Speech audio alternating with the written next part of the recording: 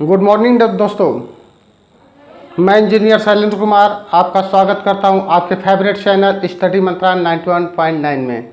तो दोस्तों, आप लोगों ने पिछला लेक्चर हमारा देखा होगा, तो कुछ चीज़ें आपको अगर नहीं समझ में आई तो उसको आप कमेंट के थ्रू बता सकते हैं।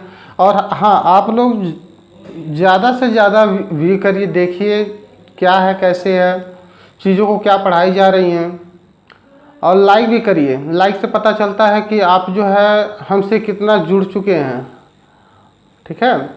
और शेयर करें अपने दोस्तों, अपने सगे संबंधियों को। और साथ ही साथ बता देना चाह रहे हैं कि जो लोग हमारी इस व्हाट्सएप चैनल से जुड़ना चाहते हैं, व्हाट्सएप लिंक से जुड़ना चाहते हैं, तो यहाँ पे नंबर दिया गया है। उस नंबर से आप इस चीज़ों को आप भेज सकते हैं, कुछ भी जान सकते हैं, क्वेश्चन पूछ सकते हैं, वगैरह वगैरह। तो आज हम बात करने जा रहे हैं महत्वपूर्ण प्रश्नों का महासंग्राम। इसी के साथ हम एक नई सोच और उम्मीद के साथ मैं इंजीनियर शैलेंद्र कुमार आपको सफलता की ओर ले जाते हुए।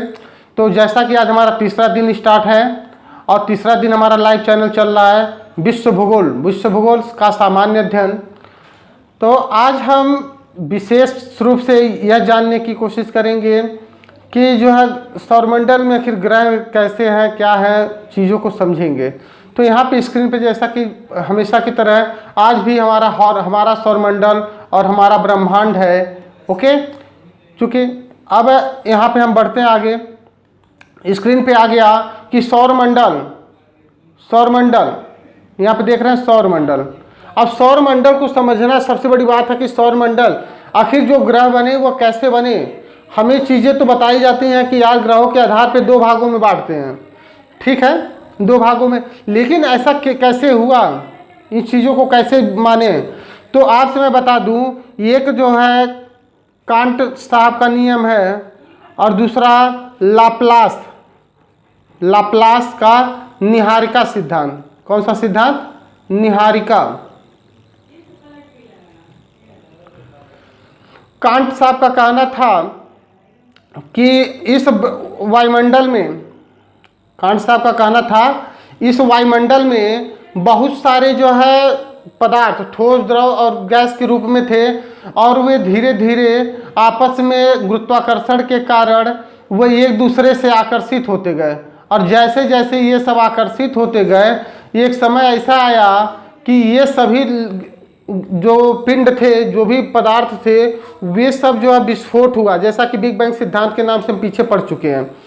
तो आज हम ये बात समझ में आ रही है कि चीज़ें जब इकट्ठा थी और आद्य रूप में थी और धीरे धीरे गर्म होते गए, उनके बीच का जो तापमान बढ़ता गया, आयतन बढ़ता गया, और इस वजह से एक समय आया कि विस्फोट हो गए और एक दूसरे से वे जो जाकर कहीं ना कहीं एक दूसरे से जाके शिफ्ट हो गए। लाप्लास का निहारिका सिद्धांत भी कुछ ऐसा ही कहता है। और देखिए, कांट साहब का ये भी कहना था जब ये अलग हुए तो 9 छल्लों के रूप में अलग हो गए। क्या? 9 छल्लों के रूप में अलग हो गए, यानी 9 छल्ले बन गए। और ऐसे ही लाप्लास का कहना है कि जब यह निहारिका के नियमों को पालन करते हुए, निहारिका सिद्धांत के अनुसार जब ये विकिरण निकलने लगा इनका और ये मूवमेंट करने लगे, तब मूवमेंट के दौरान कुछ पदार्थों के बीच जो है आयतन बढ़ा, कुछ पदार्थों के बीच जो है कुछ तापमान बढ़ा, तो इस तापमान और इसकी वजह से विस्फोट हो गया, ठीक है। लाप्लास का भी नियम वही कहता है, कांट साहब का भी नियम वही कहता है, जिससे से जो है 9 ग्रहों का निर्माण हुआ। तो दोस्तों, आज हम बात करने जा रहे हैं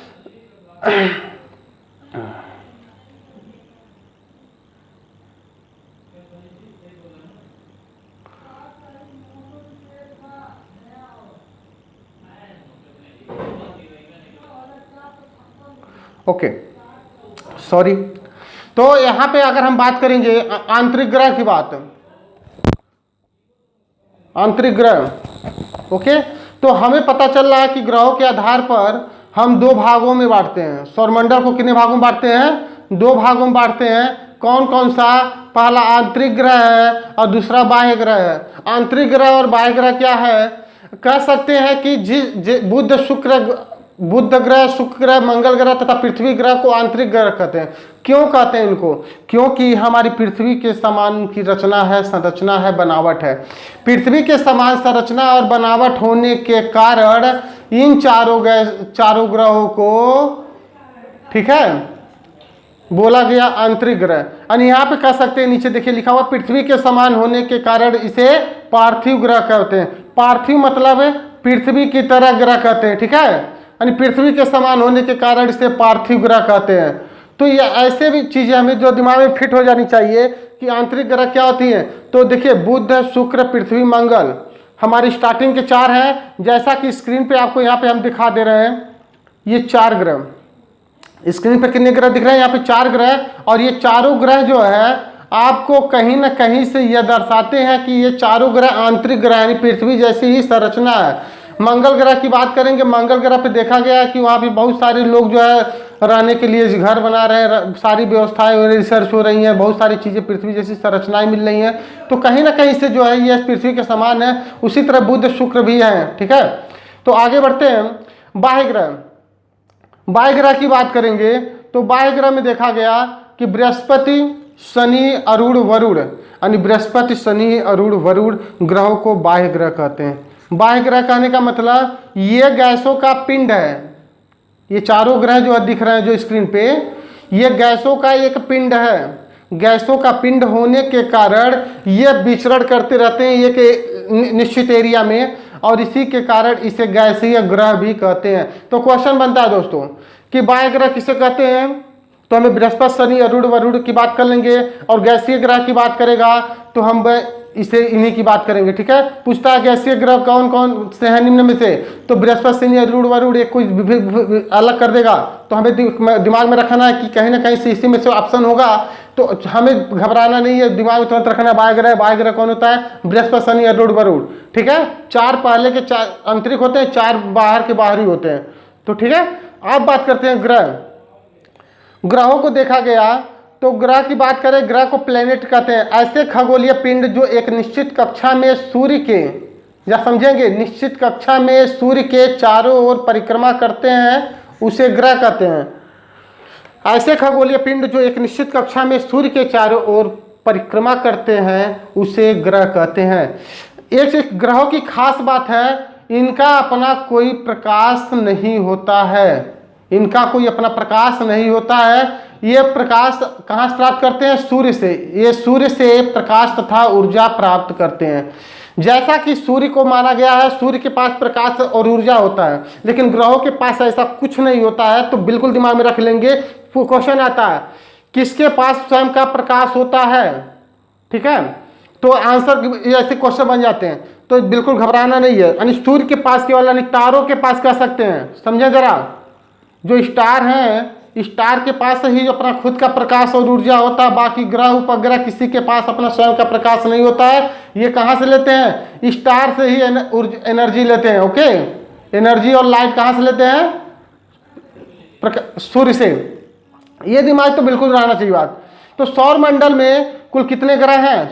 क्वेश्चन आ जाता है कि सौर मंडल में कुल कितने ग्रह हैं। तो सौर मंडल में कुल 8 ग्रह हैं। बुध, शुक्र, पृथ्वी, मंगल, बृहस्पति, शनि, अरुण, वरुण। जैसा कि Mercury, Venus, Earth, Mars, Jupiter, Saturn, Uranus, Neptune. तो ये हमारे 8 ग्रह हो गए। तो 8 ग्रहों को दिमाग में रखना है। आगे बढ़ते हैं। अब आता है क्वेश्चन, सूर्य से ग्रहों की दूरी का बढ़ता हुआ क्रम कौन निम्न में से कौन सा सही है? क्वेश्चन बनता, कई बार क्वेश्चन बना हुआ है। ये एसएससी में बना हुआ है, ये एसएससी में बना हुआ है, यूपीएससी में आया हुआ क्वेश्चन है, आपके यूपीपी में आया हुआ क्वेश्चन है, ठीक है। आईएएस पीसीएस तक की क्वेश्चन में ये सब आते हैं, ठीक है। तो यहाँ तक कि आपकी सारी बातें समझ में आ जानी चाहिए और बिल्कुल दिमाग में रखना चाहिए। अभी देखिए यूपीएसआई का जो एग्जाम हुआ था, ईएसआई का यूपीएसआई, उसमें भी ये क्वेश्चन थे। तो सूर्य से ग्रहों की दूरी का क्रम, तो हमें तुरंत दिमाग में रखना चाहिए, जैसे आज तक पढ़ते चले आए, बुध, शुक्र, पृथ्वी, मंगल, बृहस्पति, शनि, अरुण, वरुण।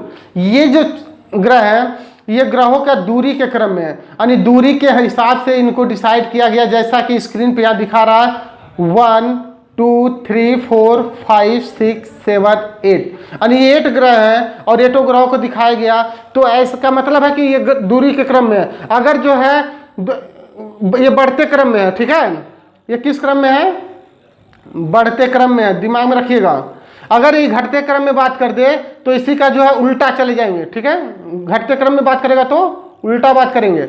और देखिए ग्रहों का आकार घटते क्रम में, ग्रहों का आकार घटते क्रम में, तो यहाँ पे बृहस्पति, शनि, अरुण, वरुण, पृथ्वी, शुक्र, मंगल, बुध, ये सब हमारा घटते क्रम में। अगर इसी को बढ़ते क्रम में बात करेंगे तो इसी को सिंपल देंगे।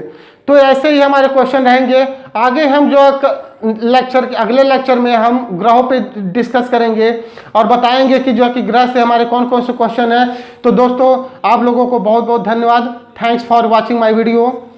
Let's start now next lecture. तो enjoy my next video. Please like, share and comment. Okay और सब्सक्राइब करना तो बिल्कुल ना भूलें भाई, सब्सक्राइब करना बिल्कुल ना भूलें।